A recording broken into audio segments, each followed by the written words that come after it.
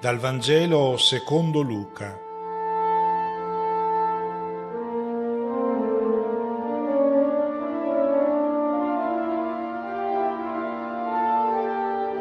Una buona domenica a tutti e credo che ci sarà rimasta ben impressa nella mente l'ultima scena della parabola che abbiamo ascoltato nel Vangelo della scorsa domenica. La scena del padrone che minaccia il servo che non avesse compiuto il proprio dovere di punizioni severe, riceverà molte bastonate. E avevamo notato che il testo originale greco non dice severe punizioni, ma dicotomesei, sarà tagliato in due.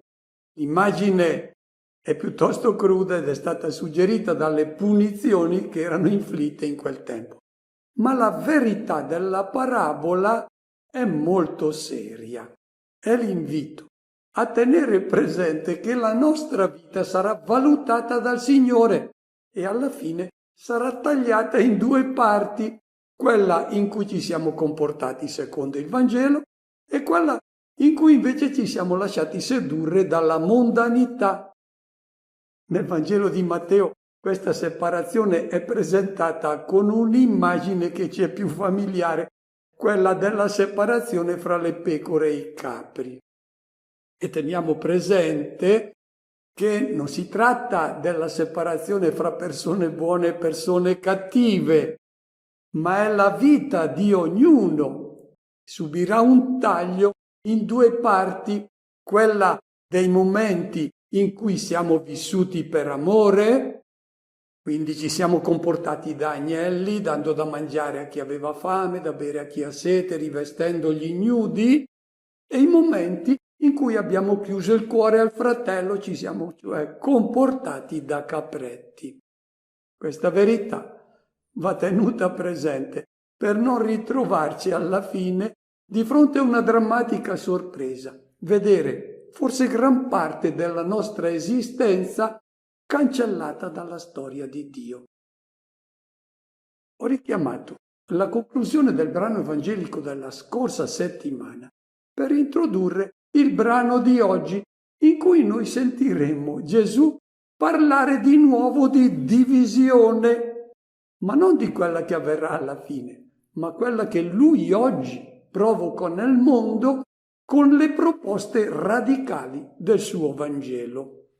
Lui infatti non è venuto per lasciarci tranquilli nel nostro quieto vivere. Sentiamo cosa dice di essere venuto a portare. In quel tempo Gesù disse: «Sono venuto a gettare fuoco sulla terra, e quanto vorrei che fosse già acceso. Ho un battesimo nel quale sarò battezzato, e come sono angosciato finché non sia compiuto». Nel brano che abbiamo appena ascoltato, Gesù ha impiegato due immagini, quella del fuoco e quella del battesimo.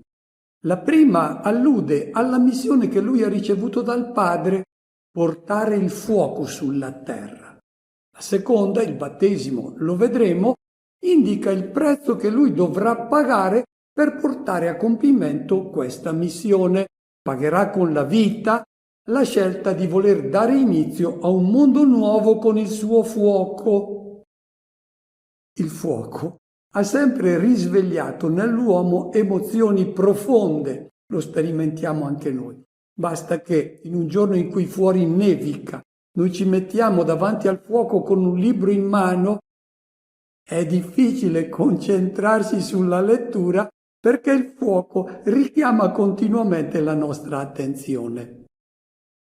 Troviamo questa immagine del fuoco nelle leggende, nei miti di tutti i popoli. Ricordiamo Prometeo che ruba il fuoco agli dei.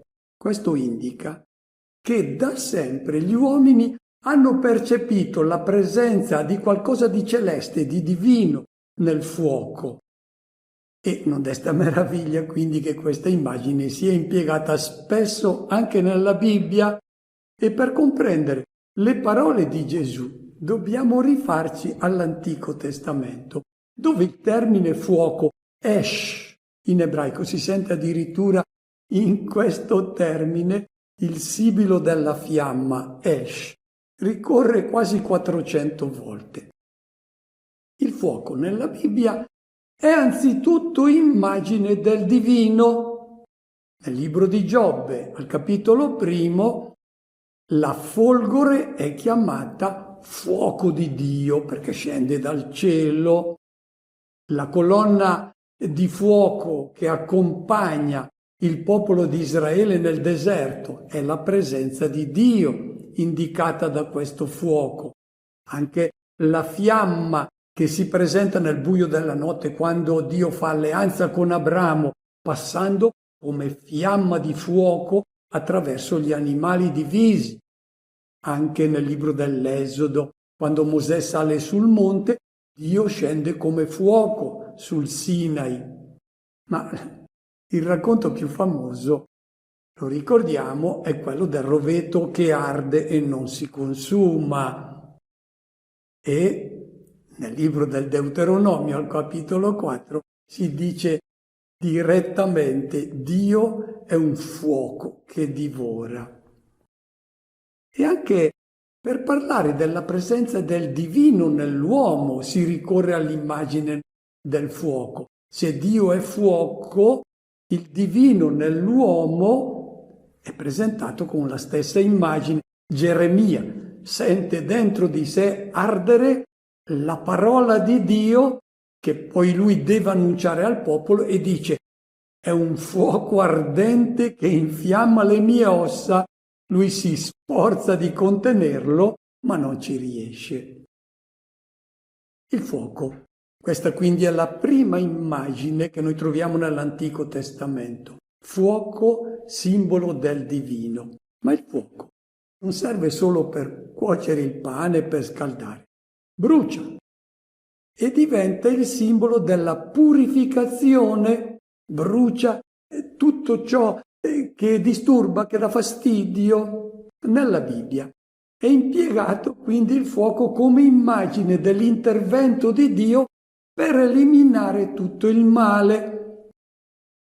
Un esempio per tutti, quello di Sodoma e Gomorra, incenerite dal fuoco del cielo. È l'intervento di Dio contro la corruzione morale che esiste nel mondo, il fuoco che purifica. Questa immagine poi la ritroviamo nel Nuovo Testamento, è ripresa dal Battista subito, prima dell'inizio della vita pubblica di Gesù. Il Battista annuncia: egli vi battezzerà in Spirito Santo e fuoco. Tiene in mano la pala per pulire la sua aia, raccoglierà il frumento nel suo granaio, ma brucerà la paglia con fuoco inestinguibile. Un fuoco quindi che Gesù porterà e che sarà purificatore del male. E a questo punto siamo in grado di capire cosa intende dire Gesù quando afferma di essere venuto a portare il fuoco sulla terra e non vede l'ora che sia acceso. Di quale fuoco si tratta? C'è un fuoco del quale Gesù non vuole neppur sentir parlare. Il fuoco che brucia, che punisce chi lo rifiuta. Ricordiamo il rimprovero che lui rivolge ai due figli di Zebedeo che volevano bruciare i Samaritani. Gesù brama ardentemente che il suo fuoco incendi il mondo, ma non può certo trattarsi del fuoco che incenerisce le persone cattive. Non può essere il fuoco dell'inferno, di cui lui non ha mai parlato. È un altro il suo fuoco. Gesù non è venuto nel mondo per bruciare coloro che compiono il male. Qualcuno pensa che il modo per purificare il mondo dal male sia quello di bruciare coloro che lo compiono. Ma se bruciamo coloro che compiono il male, non rimane più nessuno. È un altro il modo con cui, con il suo fuoco, Gesù purifica il mondo dal male. Anche lui, infatti, parla di fuoco. Quando dice: si raccolgono le zizzanie e poi si bruciano nel fuoco. Dio manderà i suoi angeli, raccoglieranno dal suo regno gli scandali e li getteranno nella fornace ardente. Cosa sono queste zizzanie che vengono bruciate? Di nuovo, non sono le persone, ma le zizzanie presenti in ogni persona, non la zizzania. Il Vangelo parla al plurale. Sono molte le zizzanie che crescono inevitabilmente insieme al buon grano. In qualcuno è presente molto buon grano, poche zizzanie, in qualcuno invece il grano è scarso, ma le zizzanie sono tante. Se vogliamo qualche indicazione riguardo a queste zizzanie, basta che andiamo a rileggere le opere della carne che vengono presentate da Paolo nella lettera ai Galati al capitolo 5. Dice dissolutezza, impurità, stregonerie, inimicizie, discordie, gelosie, dissensi. Sono queste le zizzanie che impediscono al buon grano di crescere, ma è inevitabile che debbano crescere insieme. Questa è la nostra condizione. Però la bella notizia è che queste zizzanie verranno bruciate dal fuoco portato nel mondo da Gesù. È una bella notizia, è Vangelo. Non è Vangelo quella degli uomini che vengono bruciati perché sono cattivi, no, queste sono bestemmie. Impiega anche con i tralci Gesù questa immagine del fuoco. Non sono le persone cattive, i tralci che vengono tagliati e bruciati, è quella parte improduttiva presente in ognuno di noi, improduttiva perché non è animata dalla linfa che è lo spirito di Gesù. È questo spirito il suo fuoco. Quindi se noi pensiamo ai tralci della nostra vita che non producono nulla, il tempo che noi perdiamo in pettegolezzi, in futilità, in ostentazione di noi stessi o addirittura in una vita di peccato, quando nella nostra vita entra il fuoco portato nel mondo da Gesù, tutta questa parte viene bruciata, lasciando spazio solo ai rami che producono amore. Il fuoco, per impiegare l'immagine di Paolo, quando giunge nell'uomo distrugge l'uomo vecchio. Nella lettera agli Efesini, l'autore che dice è tempo di abbandonare la condotta di un tempo, l'uomo vecchio che si corrompe seguendo le passioni ingannevoli. Quando arriva il fuoco di Gesù, brucia l'uomo vecchio e fa germogliare l'uomo nuovo. Nella lettera ai Colossesi, non dite menzogne gli uni agli altri, vi siete svestiti dell'uomo vecchio con le sue azioni e vi siete rivestiti poi dell'uomo nuovo che è Cristo. La seconda immagine, quella del battesimo. L'Evangelista dice che Gesù è angosciato finché non sia compiuto questo battesimo. Il verbo che viene impiegato dall'Evangelista synechomai non significa essere angosciato, ma essere pressato, dominato da un forte desiderio che sia compiuto questo battesimo. Questa immagine del battesimo è legata a quella del fuoco. Gesù afferma che per scatenare questo incendio lui deve essere battezzato. Battezzato significa immerso. Immerso dove? Nelle acque della morte. L'acqua di questo battesimo è stata preparata dai suoi avversari con l'obiettivo di spegnere per sempre questo fuoco, il fuoco della sua parola, del suo amore, del suo spirito. Invece quest'acqua ha ottenuto l'effetto opposto. Infatti, uscendo da queste acque oscure nel giorno di Pasqua, Gesù ha dato inizio all'uomo nuovo, mosso dal suo fuoco, il fuoco del suo spirito. E ora siamo in grado di dare un senso all'esclamazione di Gesù: come desidero che arda al più presto questo fuoco. Indica il suo ardente desiderio di vedere distrutta al più presto la zizzania che è presente nel mondo e nel cuore di ogni uomo. Il fuoco di cui parla Gesù è stato acceso nella Pasqua e difatti Luca presenta questo fuoco che scende dal cielo e rinnova la faccia della terra. Nella Pentecoste questo fuoco si posa su tutti coloro che hanno dato la loro adesione a Cristo. Ci aspetteremmo a questo punto che Gesù adesso descrivesse questo mondo nuovo come la realizzazione delle profezie dell'Antico Testamento. Adesso il lupo dimorerà insieme con l'agnello, la pantera si sdraierà accanto al capretto, il vitello e il leoncello pascoleranno insieme. L'arco di guerra sarà spezzato, annuncerà la pace alle genti. Lui sarà il principe della pace, il suo regno di pace non avrà mai fine.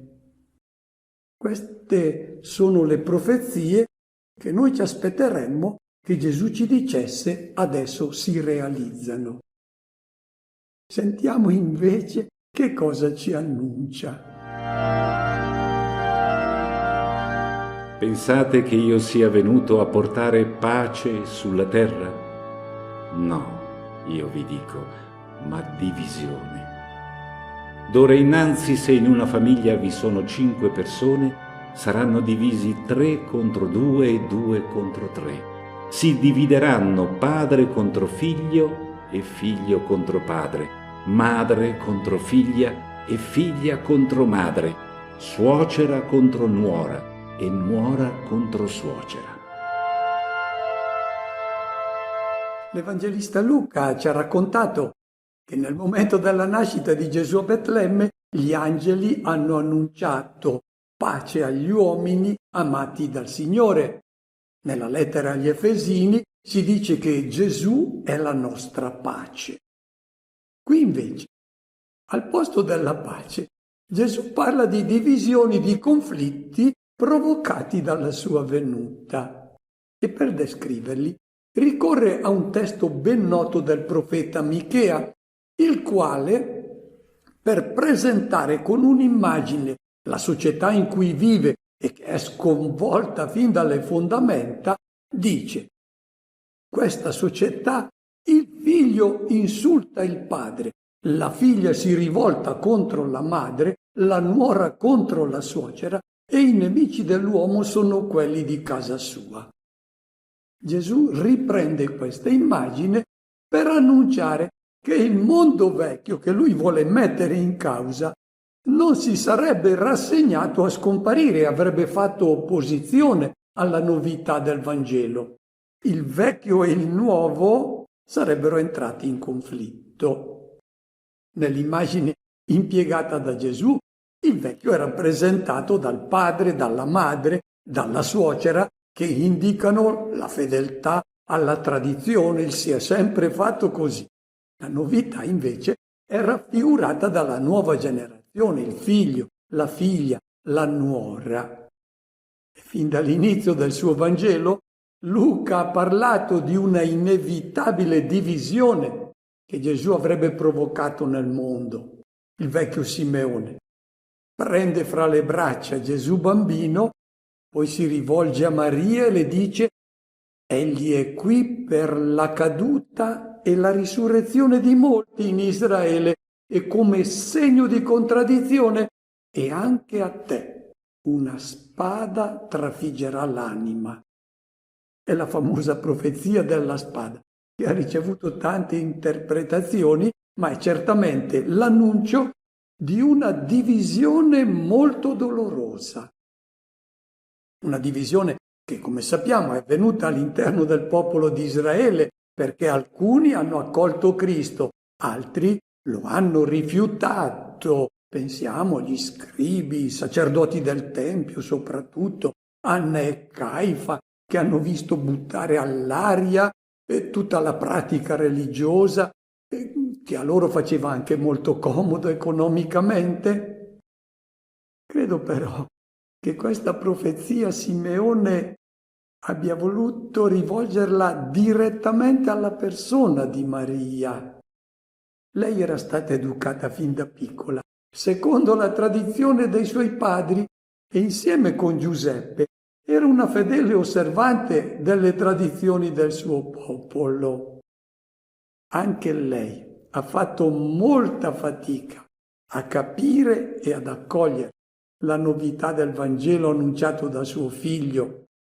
L'Evangelista Marco, al capitolo 3, ci ricorda che a un certo punto della vita pubblica di Gesù sono arrivate notizie preoccupanti a Nazareth, perché Gesù era entrato in contrasto con le guide spirituali del popolo di Israele, che hanno cominciato a ritenerlo un eretico. La situazione si faceva pericolosa e allora tutti i familiari, Maria compresa, hanno pensato di andarlo a riprendere per riportarlo a casa e dicevano: ma è impazzito.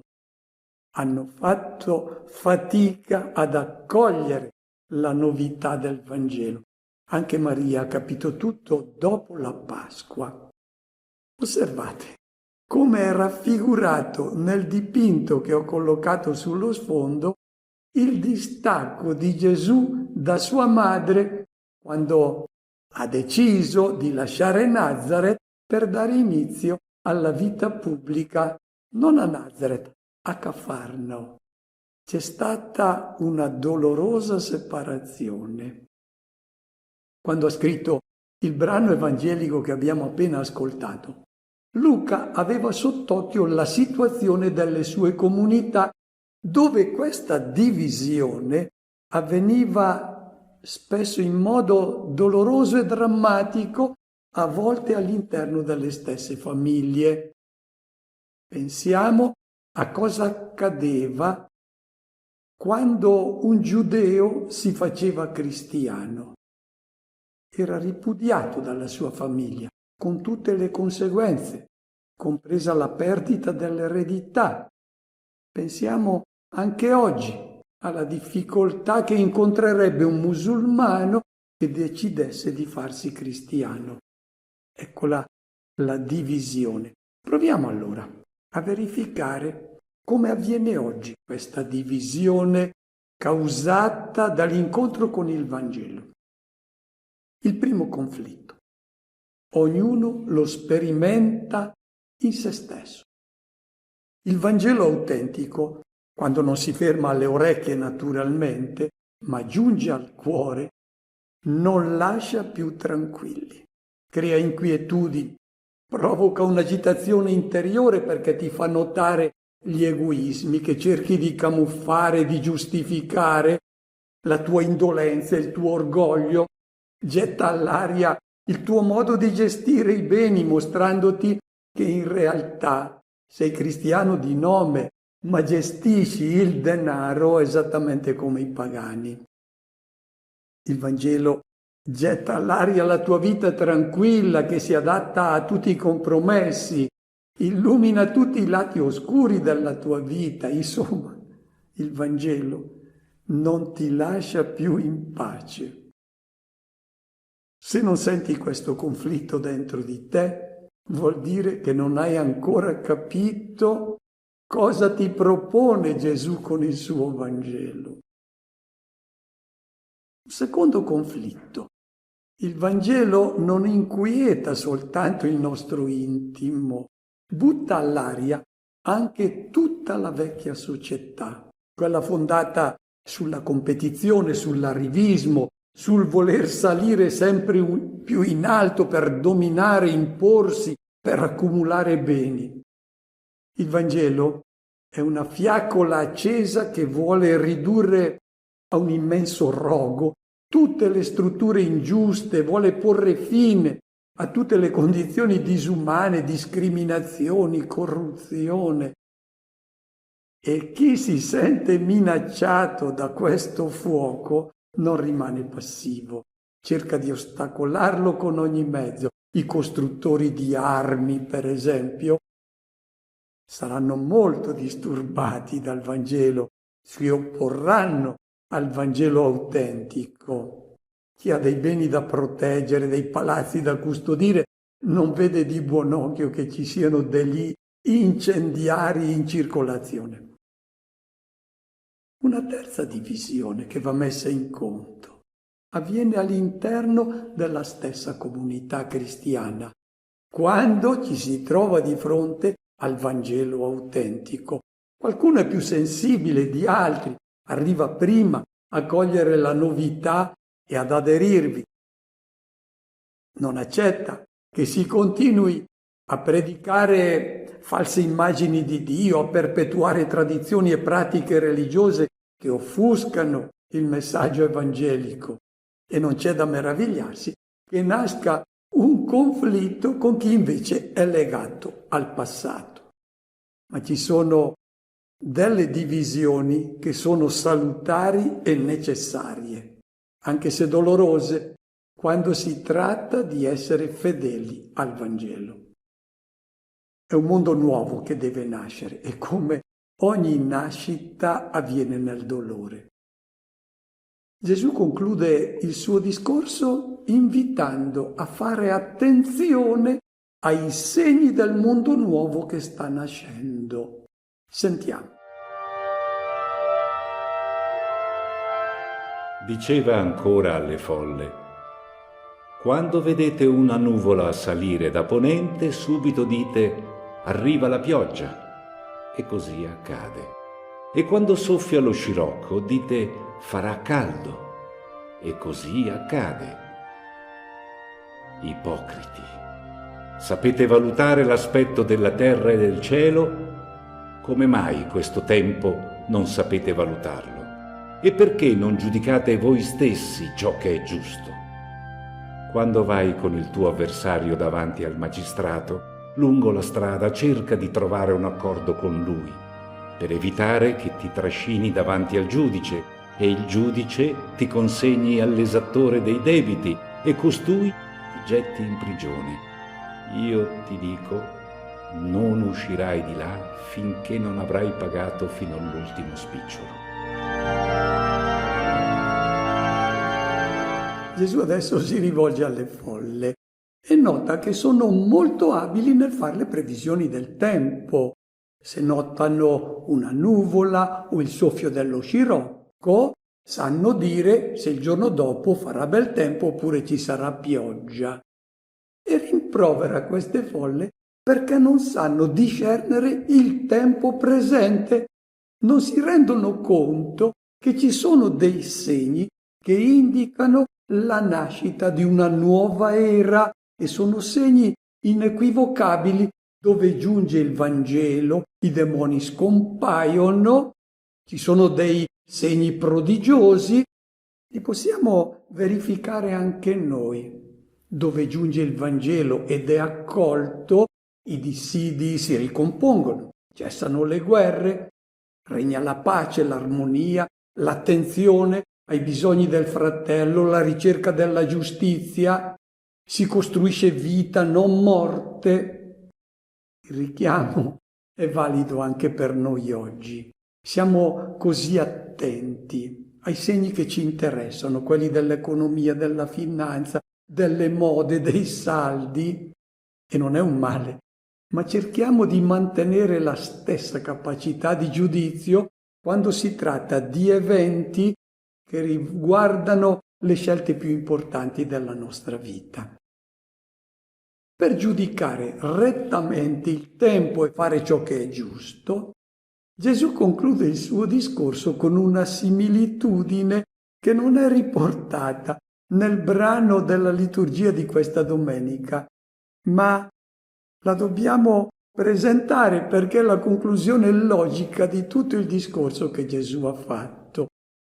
E dice Gesù: quando sei in viaggio con il tuo avversario perché ti devi presentare un giudice, cerca di metterti d'accordo lungo la strada con questo avversario per non arrivare alla fine e sentirti condannato da lui davanti al giudice La domanda è, in questo contesto, chi è l'avversario con il quale dobbiamo metterci d'accordo?